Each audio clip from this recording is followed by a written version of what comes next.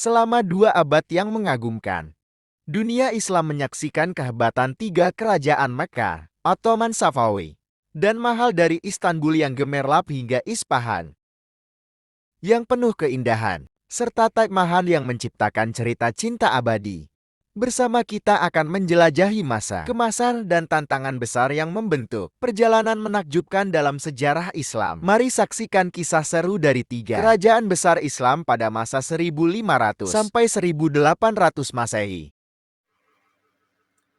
Pada masa 3 kerajaan besar Islam pada tahun 1500 sampai 1800 Masehi, salah satu 3 kerajaan itu ialah Kerajaan Turki Utsmani. Kerajaan Turki Utsmani ini berdiri pada tahun 1281 Masehi yang didirikan oleh Utsman bin Etigral. Untuk wilayah Kerajaan Turki Utsmani ini meliputi Asia Kecil, daerah Trak, Selat Dardanelles, Casablanca, dan menaklukkan Kerajaan Romawi pada tahun 1455 Masehi. Nama Kerajaan Utsmani sendiri diambil dari kakek moyang mereka atau pendiri pertama mereka, yakni Utsman bin Etigral bin Sulaiman bin Shah dari suku Khoyik. Kerajaan kecil ini pertamanya dinaungi oleh Kerajaan Turki Seljuk. Namun setelah Kerajaan Turki Seljuk itu hancur, Kerajaan Turki Utsmani ini resmi berdiri pada tahun 1300 Masehi.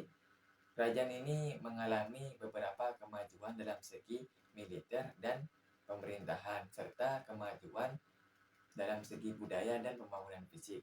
Dalam berdiri Kerajaan Turki Utsmani ini pada 7 abad lamanya menghasilkan 38 sultan yang memimpin, sehingga Kerajaan Turki Utsmani ini terkenal akan pasukan elit mereka yang sangat tangguh yang dinamakan pasukan Janissary. Namun tidak mau kerajaan ini hancur karena tidak lain karena kualitas sultan mereka yang menurun dan hancurnya kualitas ekonomi pada masa itu serta munculnya kekuatan Eropa. Berdasarkan sejarah yang ditemukan, banyak kejadian-kejadian yang bersejarah pada Kerajaan Turki Utsmani ini. Yang pertama ialah penaklukan Konstantinopel pada tahun 1453 yang dipimpin oleh Sultan Mehmed II. Yang kedua yakni peperangan Mohac pada tahun 1526. Kerajaan Turki Utsmani ini mampu mengalahkan pasukan Mongolia pada peperangan Mohac ini. Yang ketiga ialah Perjanjian Karlowitz pada tahun 1699 yang ditandatangani oleh Kerajaan Utsmani, Australia, Polandia, dan Rusia. Yang keempat ialah Revolusi Turki pada tahun 1908. Yang terakhir ialah Perang Dunia Pertama pada tahun 1914 sampai 1918 Masehi. Selain sejarah dalam Kerajaan Utsmani dalam hal peperangan, Kerajaan Utsmani ini memiliki kemajuan-kemajuan dalam bidang yang lainnya selama berabad-abad keberadaannya. Berikut ini adalah kemajuan-kemajuan yang dicapai oleh Kerajaan Utsmani sendiri. Kemajuan yang pertama oleh Kerajaan Turki Utsmani ini ialah kemajuan dalam sektor militer. Kerajaan Turki Utsmani ini terkenal akan kekuatan militer mereka yang sangat tangguh, sehingga ini memungkinkan mereka untuk menaklukkan banyak sekali wilayah. Mereka menggunakan teknik militer yang sangat canggih, seperti penggunaan artileri dan pasukan Janissary mereka yang terkenal sangat tangguh. Ini memungkinkan mereka untuk menaklukkan berbagai banyak wilayah secara signifikan. Untuk kemajuan yang kedua ialah dalam sektor pemerintahan. Kerajaan Turki Utsmani ini memiliki sistem pemerintahan yang sangat terorganisir secara baik. Mereka memiliki struktur birokrasi yang sangat efisien, yang dimana Sultan sebagai pemerintah yang tertinggi dan dibantu oleh pejabat-pejabat tinggi yang lain seperti gubernur dan perdana menteri. Dengan struktur ini, mereka memungkinkan untuk mengatur wilayah yang sangat luas secara efisien. Dalam pembahasan faktor-faktor kemunduran dan kehancuran Kerajaan Turki Utsmani ini, banyak sekali faktor-faktor mereka bisa mengalami kehancuran. Salah satunya ialah dari kualitas segi pemerintah atau sultan mereka yang kualitasnya menurun, dan banyak struktur birokrasi mereka yang terkena korupsi. Dan selain faktor tersebut ialah kemerosotan atau kehancuran sistem ekonomi mereka yang menurun akibat perangan tidak pernah henti, dan munculnya kekuatan Eropa yang selalu menyerang kerajaan Utsmani ini, sehingga mereka mengalami kemunduran dan kehancuran pada kerajaan Utsmani itu sendiri. Setelah kerajaan Utsmani, yaitu yang kedua kerajaan Safawi. Kerajaan Safawi juga dikenal sebagai dinasti Safawi.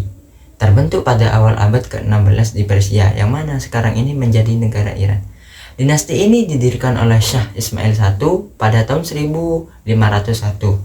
Syah Ismail I lahir pada tahun 1487 di Ardabil, sebuah kota di Azerbaijan, Persia. Ia berasal dari keluarga sufi yang terkait dengan tarekat Syafawiyah yang didirikan oleh Syekh Syafi al-Din ad-Dabili pada abad ke-13. Tarekat ini memiliki pengikut yang kuat di wilayah Azerbaijan. Pada usia muda, Ismail I menjadi pemimpin spiritual tarekat Syafawiyah setelah kematian ayahnya. Ia menggabungkan keyakinan agama Syiah dengan gerakan politik untuk menyatukan wilayah-wilayah Persia yang terpecah-pecah di bawah kekuasaannya.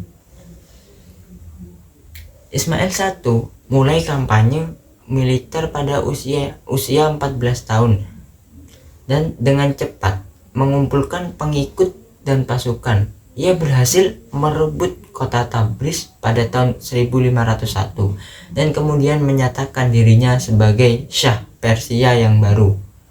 Dengan ini, ia mendirikan dinasti Safawi dan menjadi Syah Ismail I.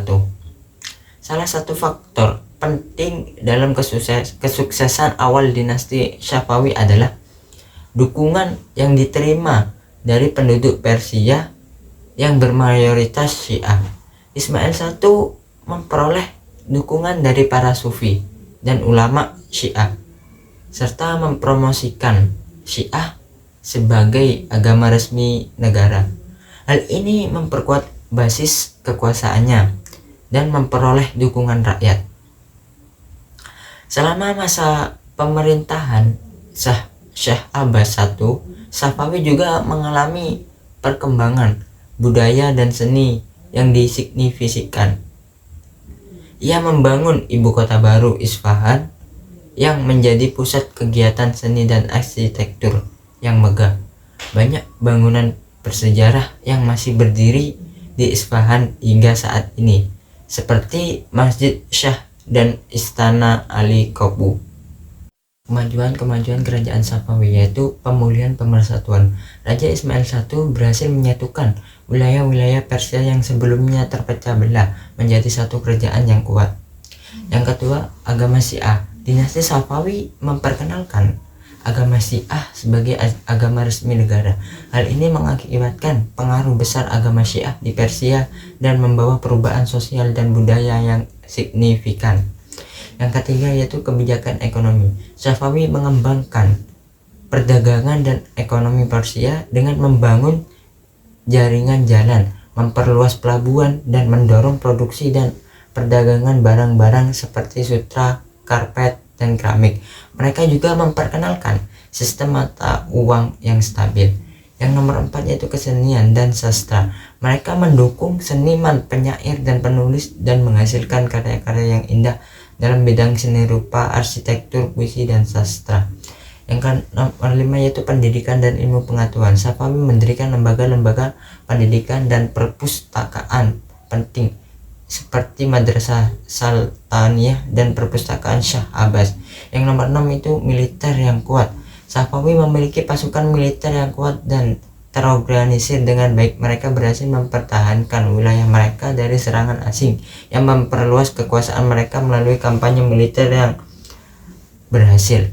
Kemajuan ini membuat kerajaan Safawi menjadi salah satu periode paling berpengaruh dalam sejarah Persia, dengan warisan budaya dan politik yang masih terasa hingga saat ini. Namun setelah masa kejayaan Shah Abbas I, kerajaan Safawi mengalami kemunduran, konflik internal, perang dengan Kesultanan Utsmaniyah, dan serangan dari bangsa Uzbek mengakibatkan kelemahan dan kehancuran kerajaan. Pada tahun 1736, dinasti Safawi digulingkan oleh Nadir Shah Asfahar yang kemudian mendirikan dinasti Asfahariyah. Meskipun kerajaan Safawi tidak lagi berkuasa, pengaruhnya terhadap budaya, seni, dan agama di Iran tetap berlanjut. Safawi juga dikenal sebagai periode penting dalam sejarah Syiah karena mereka memperkuat posisi Syiah sebagai agama resmi di Iran dan mempengaruhi perkembangan doktrin dan praktek Syiah. Di sini saya akan menjelaskan tentang sejarah berdirinya dan pemerintahan kerajaan Mongol. Jadi sejarah terdirinya, awal mulanya terdirinya kerajaan Mongol itu pada tahun 1206 sampai 1211 Masehi. Jadi juga terdapat beberapa pemerintahan yang ada pada era-era tersebut.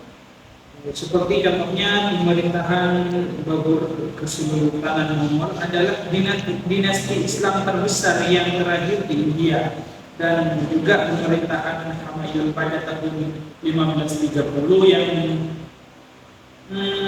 meninggalkan dua putra yakni Humayun dan Kamran, dan juga ada pemantapan politik Sultan Akbar menghadapi persoalan kerajaan yang amat rumit. Dia berprinsip bahwa kekuatan negara terletak pada tentara dan administrasi, dan juga beberapa hal banyak lagi yang dapat kita pelajari dari sejarah berdirinya kerajaan Mongol, dan juga tentang tiga dinasti kerajaan besar Islam yang berdiri pada masanya di era-era Barat. Yang pertama itu ada kerajaan Safawi, kedua ada kerajaan Turki, dan ketiga ada kerajaan Mongol. Dan mungkin kalian sendiri bisa belajar, entah mencari di sosial media atau buku apapun itu, dan juga ada di buku sejarah peradaban Islam itu masuk di situ bahwa ada sejarah yang menceritakan tentang tiga dinasti kerajaan besar Islam. Mungkin saudara-saudara sekalian, teman-teman sekalian bisa mencari di sana.